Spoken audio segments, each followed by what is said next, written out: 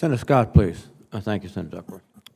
Sure. First, General Brown, thank you for your service. I want to thank your wife for her service, and thank you for you've got a stellar background.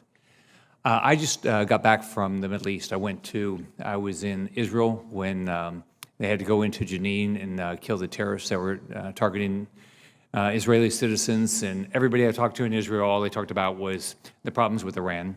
Went to Bahrain, and they were concerned about the menace of Iran, and I went to UAE. It's the same thing. Everybody is concerned about what's going on with Iran. Also, while I was over there, the U.S. Navy was able to, and you really have to admire, I think it's Fifth Fleet, what they did. They stopped 2 ships from being taken over by Iranian forces, and did a great job. And so, here's my question. Can you, and as far as I understand, most of these tankers that are going through the Strait of Hormuz are not flagged in America. They're not owned by American companies. So can you talk about what's the value of the U.S. military, U.S. Navy being there? 2, that's number 1. Number 2 is, are our allies doing their part, all right? Or should we be doing less and let our allies deal with it? Well, the role of the U.S. Navy in that region is, and along with the other services, is to help provide security within the region, which actually may have a global impact. And so the role that the Navy plays to help the free flow of commerce that impacts not just the United States, but more broadly other those countries in the region, but many of our allies and partners, and that plays a key role in our participation there. I think we've got to stay involved with our allies and partners, and as you highlighted, many of the countries in the region have started to talk more about Iran, and I think that's one of the areas that I've, having served there in the United States Central Command several times, we've been focused on counterterrorism. You now think about the aspect of Iran in the national security documents, national security strategy, national defense strategy. The coalescing of all the nations now to talk about this provides us an opportunity to work more closely together in our collective efforts to deter the activities by Iran, whether it's in the Strait of Hormuz, in the Gulf, or any other place in the Middle East. Thank you. Another thing they brought up is, and a lot of the leaders were concerned about what the Biden administration is doing with regard to trying to negotiate some sort of deal with Iran.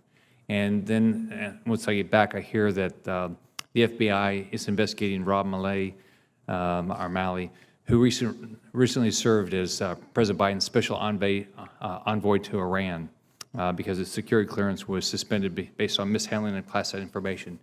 So does this concern you, or are you concerned when you're going to have an obligation to try to defend the transit and help Israel, things like that, and then you've got the Biden administration trying to negotiate some deal that is going to possibly give Iran more resources? Well, sir, the thing I do think about is the role of how all parts of our government play in our overall deterrence. And it's not just what the military does. It's what we do in the diplomatic space, what we do in the information space, what we do economically. I think all those things to work collectively together. And if confirmed as the chairman of the Joint Chiefs, I think I have a responsibility not only to provide, I need to provide the military advice, but I need to put it in the context and understanding the other factors that are in play as well. Okay, thank you. Homestead Air Force Base, we talked about that when we met. Can you talk about the importance of continuing to find a mission for Homestead Air Force Base, especially when you look at what now it looks like China is doing in Cuba? So can you tell me what you believe is the importance of Homestead? Well, having spent 4 years at Homestead, and matter of fact, that's where my wife and I, our first assignment after we got married, we have fond memories of being there. But to your question, it's the capability we have down in southern Florida, and that reserve unit, and having flown with that reserve unit when I was stationed or active duty, is still being able to have a capability. That's something that we're working internal to the Air Force to ensure that Homestead, still has a mission, and we still have a platform to operate there. And continuing dialogue that we'll have, and we'll have with you as well, and the Air Force will have with you as well as we look at Homestead and ensure that we maintain a mission there. All right. Thank you, and thanks for your service. Congratulations on your success.